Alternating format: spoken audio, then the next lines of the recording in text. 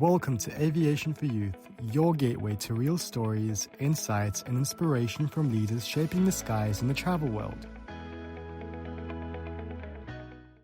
Hi everyone, welcome to Aviation for Youth, the podcast where we bring you conversations with aviation and travel professionals from around the globe to inspire the next generation of industry leaders.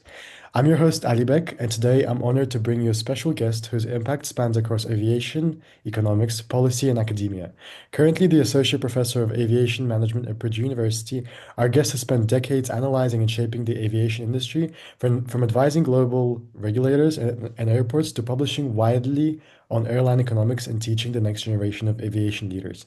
In this episode, we'll explore his career journey, the evolving dynamics of airline markets, airport competition, post-COVID industry trends, and his advice for students looking to break into the world of aviation business and research. Whether you're dreaming of a career in the skies or curious about what happens behind the scenes in travel, I think you're going to find this conversation really inspiring. So let's jump right in. Welcome, Vladimir. It's a big honor having you here with us today. The pleasure is all mine. Thank you so much for having me here. Awesome. So just to start off the episode, could you please walk us through your career path from your early academic roles to becoming an associate professor of aviation management at Purdue University? Greetings, I'm Volodymyr, and my name suggests I am Ukrainian. Actually, I grew up in Kyiv, in the capital of Ukraine, and that's where I did my undergraduate and master's degree in economics from University of Kyiv Academy. And then after that, I sort of decided to try to do a PhD in economics, and I ended up at the University of Arizona doing that degree. And while doing that, I started kind of learning about the airline industry. I mean, I have always been interested in transportation in general. As a matter of fact, so my poster as a teenager was the schedule for Kyiv's main railway station, right? And where other kids would have rock stars, right, or something less decent than that. That was my poster. And on top of that, also my daughter was born just shortly before I started my PhD, so I had to kind of go back and forth. While I was going back and forth between Arizona and Kyiv, and which made me sort of look extra hard for the cheapest tickets available. And so I have learned a bit about the sort of regulatory aspect of aviation and airline alliances, etc. And I turned this topic into my dissertation, actually, which ended up being on competition and alliances on the transatlantic airline markets, kind of to fit my travel patterns at the time. Then after finishing my PhD, I got a job teaching at the University of California in Irvine, again in the economics department, but I also was affiliated with the Institute for Transportation Studies there. So that's when I've moved my family to the United States, and we lived in California for 6 years. And afterwards, we moved to England, right? So I was with Newcastle University and also teaching in the business school in the economics program. And in the meantime, I kept actively doing research in the economics of the airline industry, also branching into the airport regulation, the efficiency of air navigation service providers. And sometime about 9 years ago, I also joined the ranks of external instructors for IATA training. So up to now, I've done probably about 30 assignments all around the world in about a dozen different countries. And sort of seeing this kind of progression in my career, I thought, well, maybe I should kind of try for a position that is kind of more closely linked to aviation, since being in economics, kind of in a broader area, has its own advantages and disadvantages, especially if your research is really focused on a certain business. It kind of makes it a bit difficult to publish, to be honest, in the economics journals. So in 2019, I took an offer from Singapore Institute of Technology they were just opening up the air transport management program, the undergraduate degree there. So I joined them just before the pandemic, obviously. Well, I did not know at the time, well, nobody knew at the time that this was really just before the pandemic.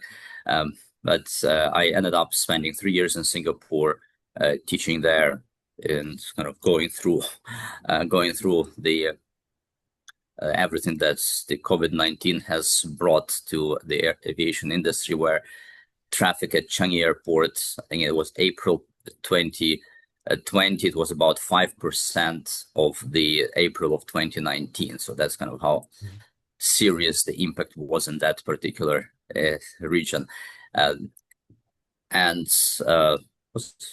3 years ago, I joined Purdue University as associate professor in aviation management. So, and then also I am a co-editor in chief of the Journal of Air Transport Management, and I have done some work for some advisory work, like a policy advising for the European Commission, U.S. Department of Transportation, Malaysian Aviation Commission, and currently I'm involved in a project with New York University in Abu Dhabi. We are doing some policy work for the General Civil Aviation Authority of United Arab Emirates.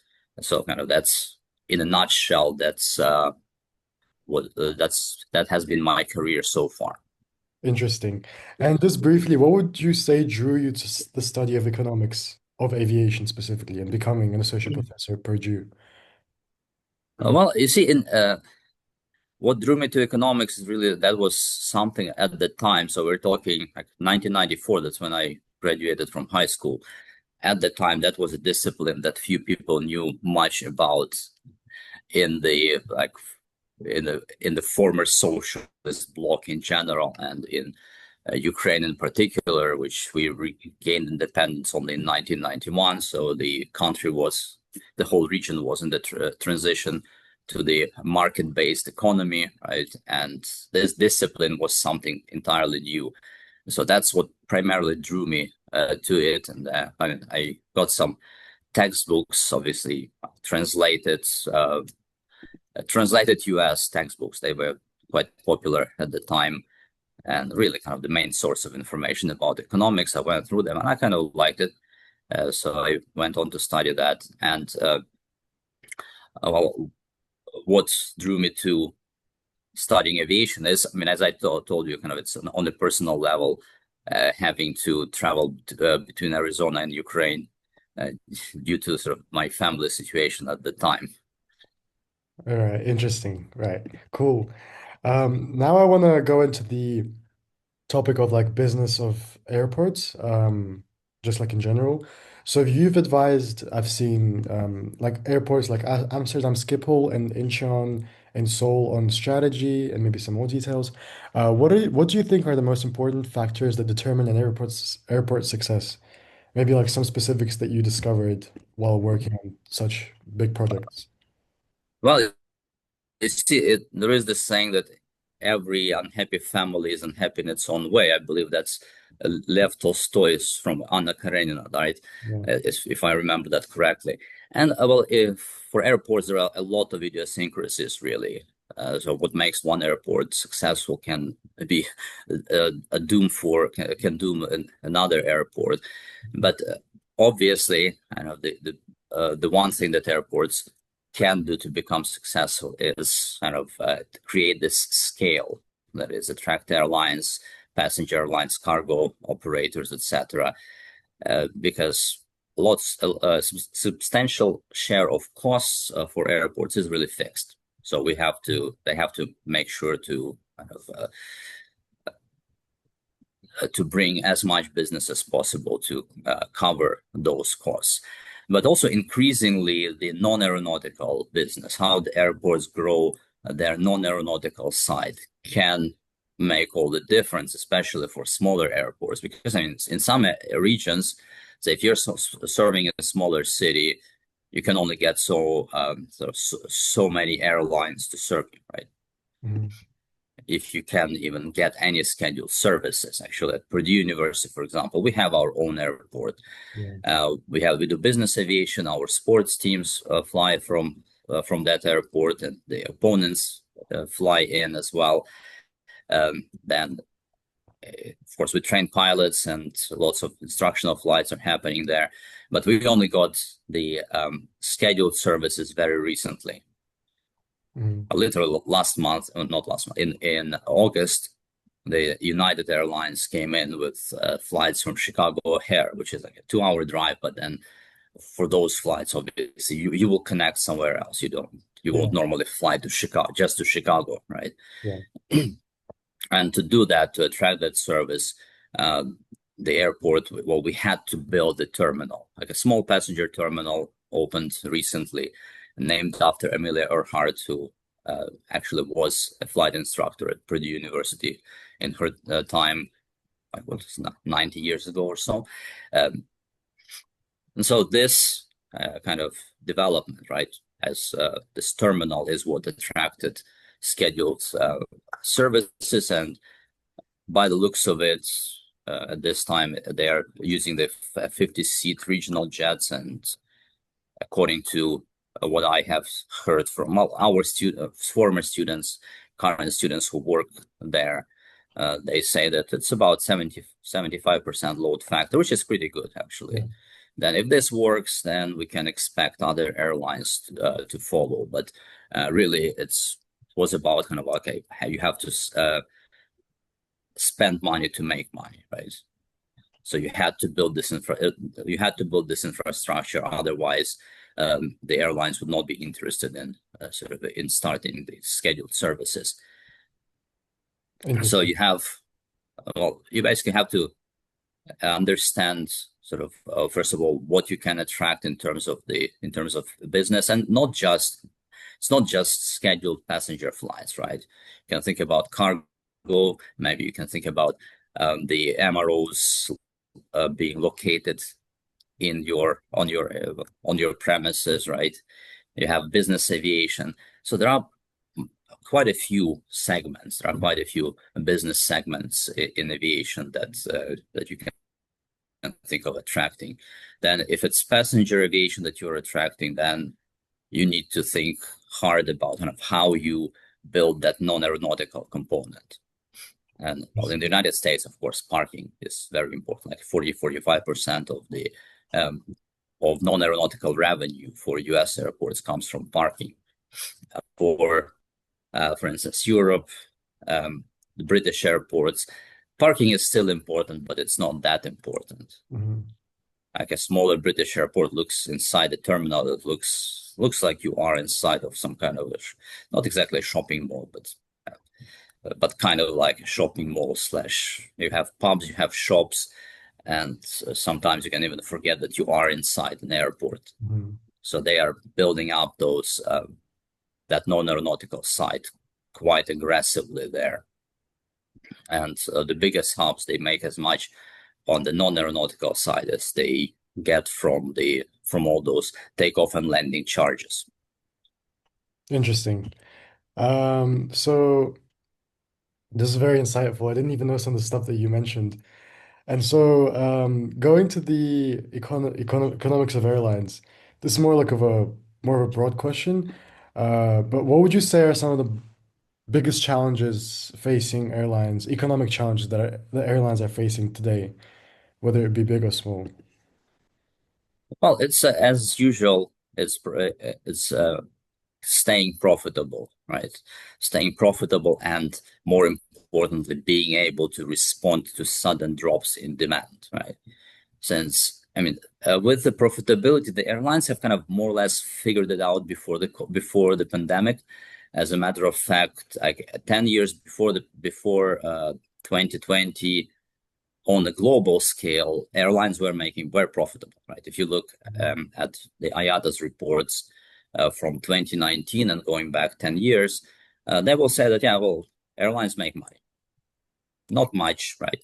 About 5% or so of profitability, but still, that kind of old joke about sort of the airlines losing money all the time, well, that has originated in the 80s, 90s, but really it fortunately has not aged that well. On the other hand, of course, there is quite a lot of variability in the airline profitability.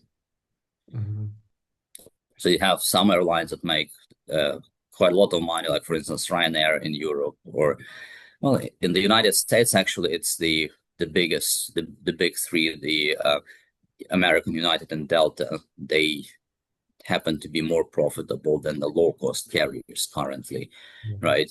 So you have some airlines that are very profitable, then you have some airlines that are losing money. And as a matter of fact, kind of like a dozen airlines going out of business per year, that's kind of a normal churn, right? Yeah. I just, was it this week or last week, the Icelandic operator Play went out of business, right? And Mhm. that's not the first Icelandic carrier going out of business in the last decade, right? There was another one called WOW, I think, which also could not quite make this work. And I mean, it's using Iceland as kind of a midpoint for transatlantic travel slash developing the tourism, because Iceland has become a very popular tourist destination Mhm. in the recent years. Seems like a very attractive business proposition, but so far, like you have these two airlines that tried to make it work and couldn't. Yeah. Iceland Air is the only one that is still, so that is still consistently there, right? Mhm. So you have this profitability challenge. Currently, of course, there is also the issue of the supply chain disruptions, which are still kind of making their way through the system, even though it has become a bit easier. A couple About 3 weeks ago, I was in DC, and it's at a forum where I had there were some pretty high profile speakers there. And like one thing that the Airbus CEO said is that, well, they have been able to figure out to kind of to catch up on the aircraft supply chain, or rather airframe supply chain, but the engines are still the problem, right? Yeah. Then labor, uh, that's is still the issue for many airlines, and there are different labor issues in different countries. So say in the United States, it's about finding the enough of pilots, flight attendants, mechanics, especially. Even though I mean it will probably get a bit better for airlines when as the economy cools down, which is what is happening now.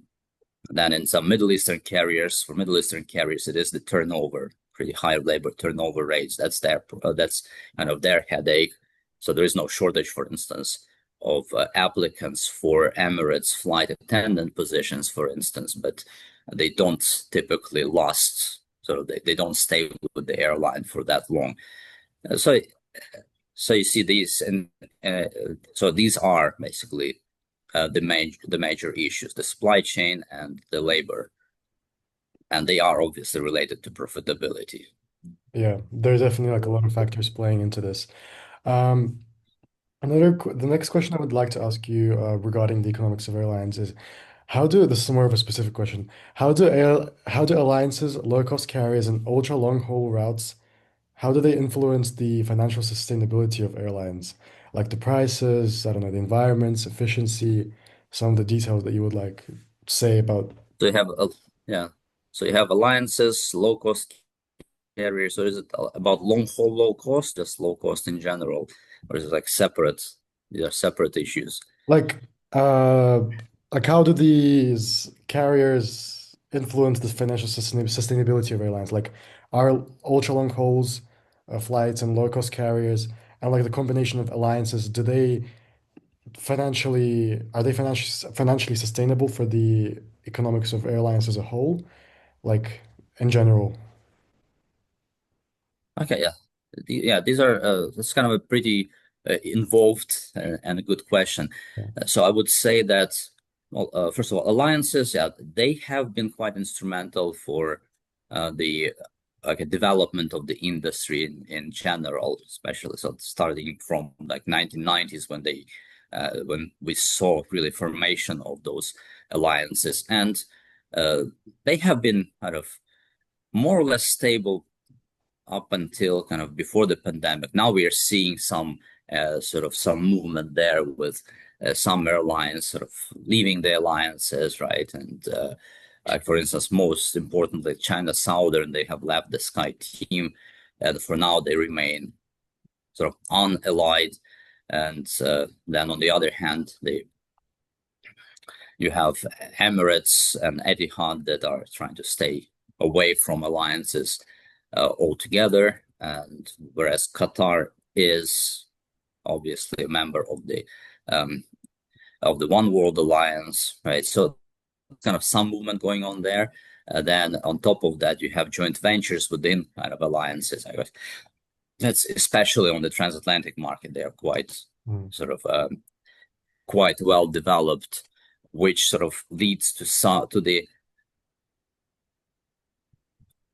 alliance. Sorry, that's once again, which leads to basically the carriers that are not in the joint venture but within the alliance, kind of not being very happy, not being necessarily very happy with the situation, because they might feel kind of left out, right? Then also alliances, I think, help smaller carriers as well.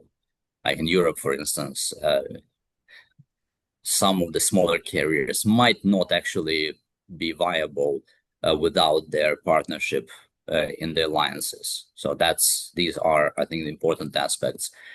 And I kind of keep speculating also whether the fourth global alliance is going to emerge. I mean, I would say that sort of at least as I'm thinking about this, it's just purely speculative. I'm thinking that, okay, well, Turkish Airlines, they are kind of a big carrier in and of themselves, so they could potentially join forces, for instance, with China Southern and sort of form this alliance and build their alliance network around that. But again, whether this is something they might be interested in doing, good question. Also, Turkish is a member of the Star Alliance. Yeah. So it's a bit complicated. But then other than that, China Southern, well, if they kind of partner with Emirates, but Emirates are not interested in that, well, anyway, so it's so you can speculate quite a bit about this. Then with the low-cost carriers and alliances, actually, that's kind of what I'm still seeing kind of happening is that the low-cost carriers, they still do not give up their attempts to try to form some partnerships with the network airlines.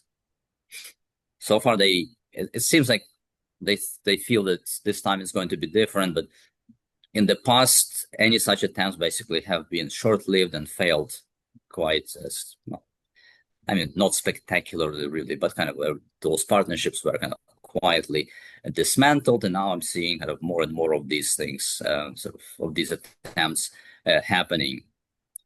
And I still don't believe that these are going to work, because I would say the business model philosophies, the paradigms under which those low-cost carriers operate versus network carriers are just so fundamentally different, right?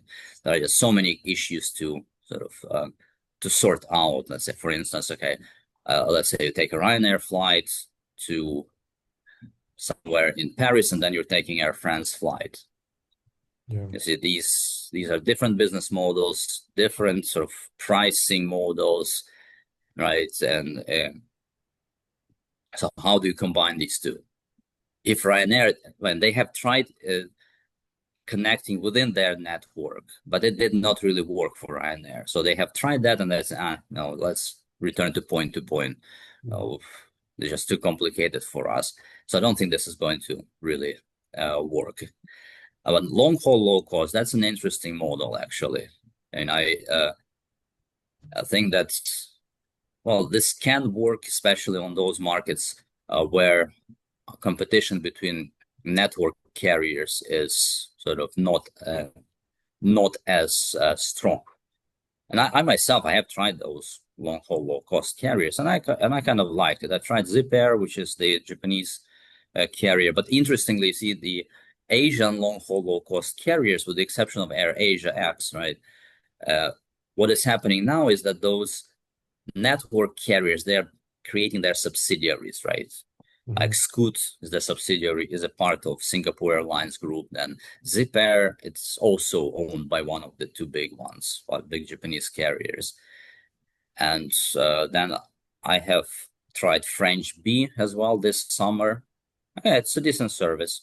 It's an A350, kind of fairly regular seat, what you get pretty much with any other with any other network carrier in economy class. Then the carry-on bag is included in the fare, which is nice, I think. So Scoot as well. I tried Scoot. They're fine, right? And I do think that those long-haul low-cost carriers, they will get their market share and they will be staying here for the longer haul, really. Mhm. And at the same time, I don't think they're going to eat into the network carriers that much. I mean, before the pandemic, of course, they had Norwegian, right? And they managed to carve out like 3% market share on the transatlantic market. Now, North Atlantic, with French B. I mean, I have not really checked the numbers recently, but my guess is that they are probably at 2% at most in terms of the share of seats on the transatlantic market, and they might be able to grow to 3% or so, um, maybe 5 if they are lucky in the longer term. Mhm. But so, in other words, it's going to be like a nice segment which they will be offering sort of affordable travel, and people will fly them for leisure, but network carriers dominance is going to prevail on the long haul routes still. Cool. And I just have a curious question, like from the economics viewpoint, why do like companies like Emirates or Etihad specifically not join any alliances? Is it like unprofitable? Is there like a specific reason for them, or is this something else? I think it's more about sort of not giving up their autonomy, right? Mm, So they have their market, they have their market share, right? They have global networks, especially Emirates. Well, Etihad also flies to North America, but they don't fly west of Chicago yeah. currently.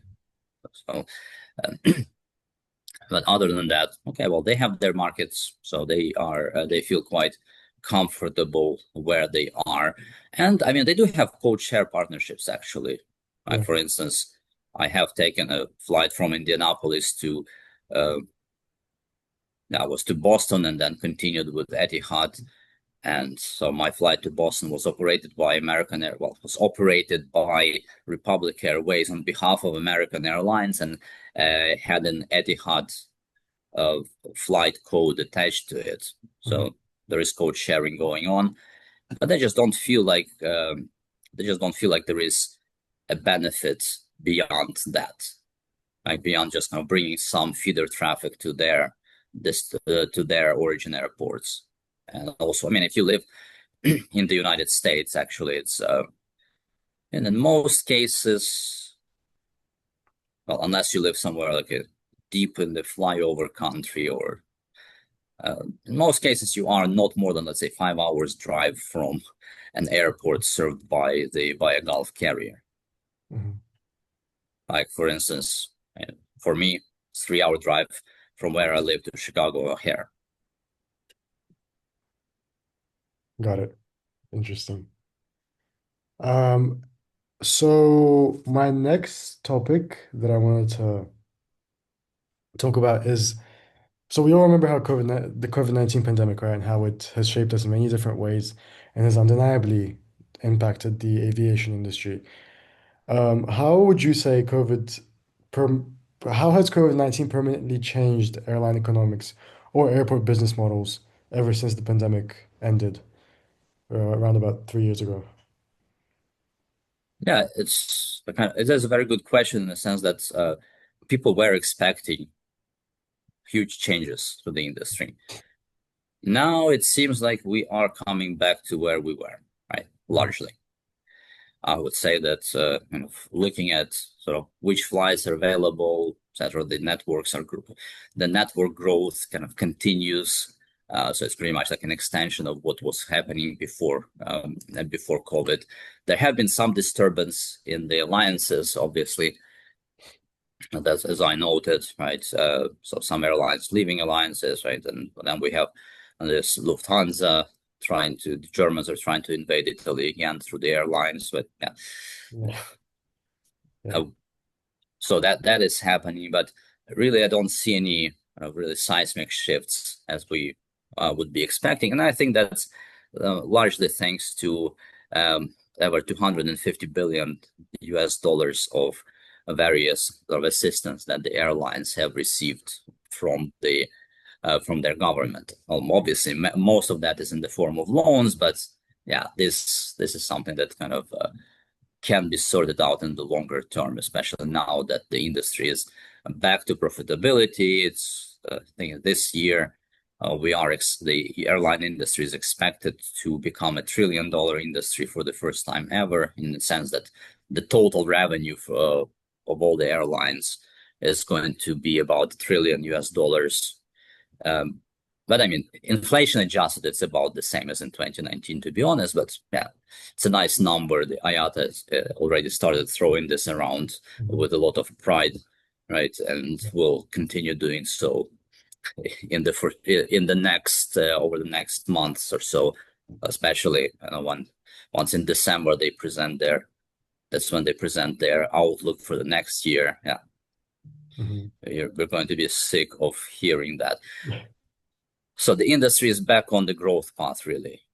And from what I'm hearing now, and I was just in Montreal, kind of on the sidelines of ICAO, a General Assembly, having some meetings and participating in workshops.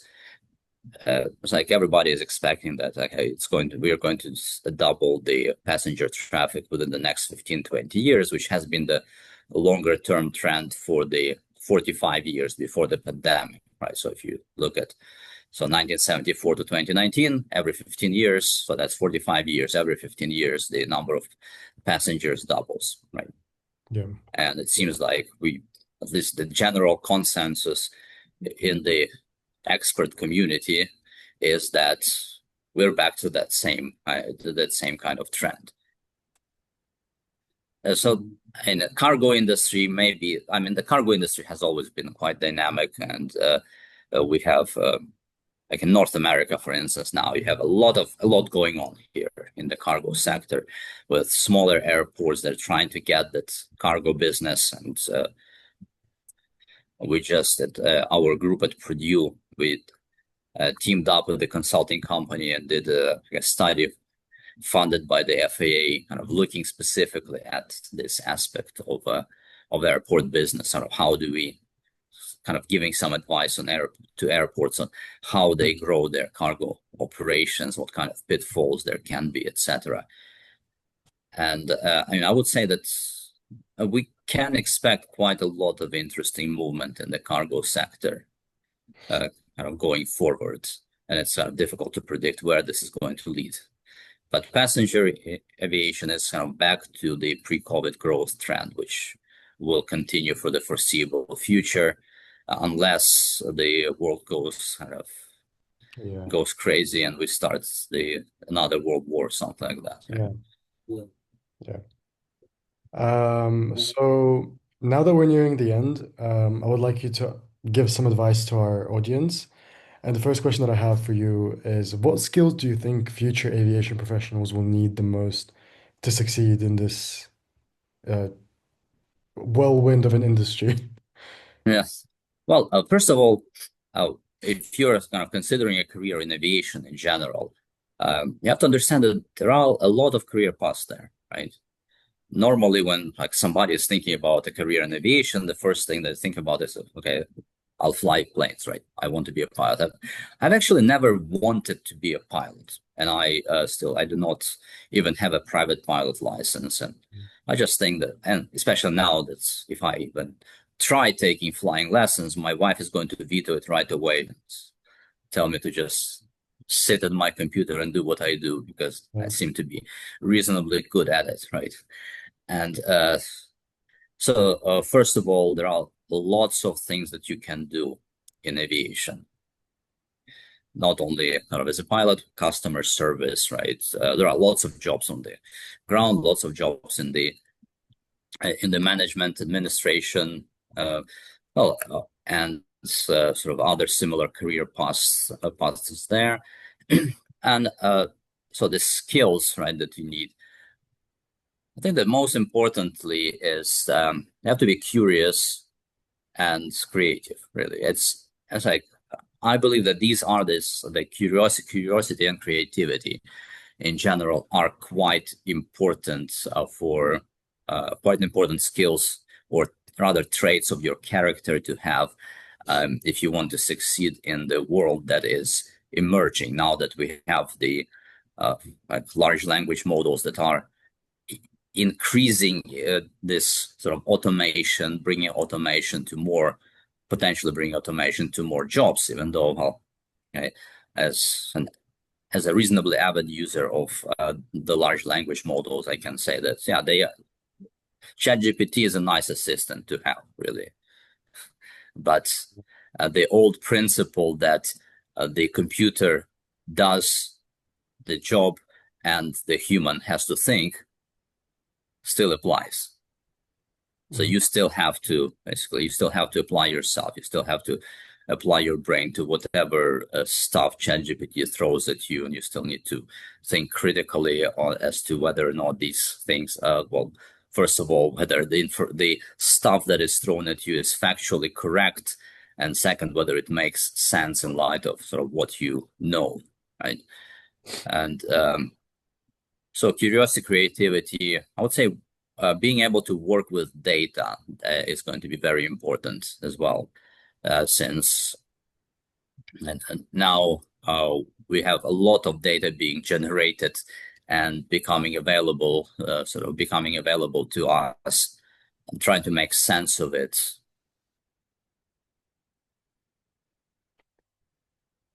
Able to sort of work with the data is going to be a very, very important skill to have as well. Interesting. I couldn't agree more with your advice. Definitely, you need those skills in the aviation industry. Well, Vladimir, thank you so much for sharing your story and insights with us. I really, really appreciate your time, and I know our listeners will walk away inspired by everything you've shared. If you're a student or young professional interested in the aviation and travel industry, don't forget to follow Aviation for Youth. I am Adibek, and I'll see you in the next episode. Until then, keep learning, keep dreaming, and keep reaching for the skies. Yes, and also, so if you Google my last name, you can find my contact information quite easily at Purdue. So just get in touch if you have questions. I mean, I may not respond immediately, right? But I'll try my best to eventually get back to you.